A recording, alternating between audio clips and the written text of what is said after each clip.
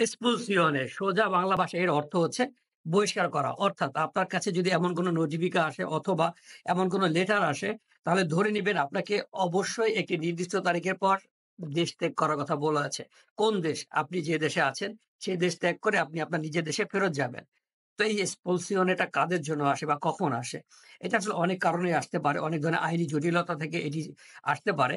তবে আমরা যে বিষয়টা নিয়ে বেশি কথা বলছি এখন সেটা হচ্ছে বিশেষ করে যারা রিকিদেন্তে আসিল অর্থাৎ যারা পলিটিক্যাল হয়ে আছেন এই দেশে, দেখা গেল আপনার সৌজন্যটি স্কাদুত হয়ে গেছে কিন্তু আপনি সেটি দীর্ঘদিন যাবৎ ফেলে রেখেছেন, রিনিউ করছেন না।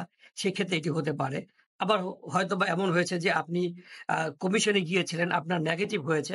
কিন্তু সেখানে আপনাকে একটা নির্দিষ্ট তারিখ দিয়েছিল যে এই তারিখের ভিতরে আপনাকে রিকোর্স এর অ্যাপিল করতে হবে। আপনি সেটা করেননি। তাহলে আপনার এই লেটারটি চলে আসতে পারে। আর এই লেটারটা যদি আপনি হাতে পেয়েই যান, তার মানে আপনি ভীষণ রকমের রিস্কে আছেন।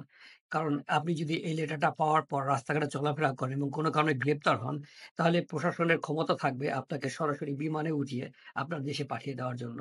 তো যদি কারো ক্ষেত্রে এরকম কিছু ঘটে থাকে, তাহলে অবশ্যই বলব সবার আগে একজন অভিজ্ঞ উকিলের পরামর্শ নেন। উকিলের পরামর্শ ছাড়া আপনার কোনো কাজ করবেন না।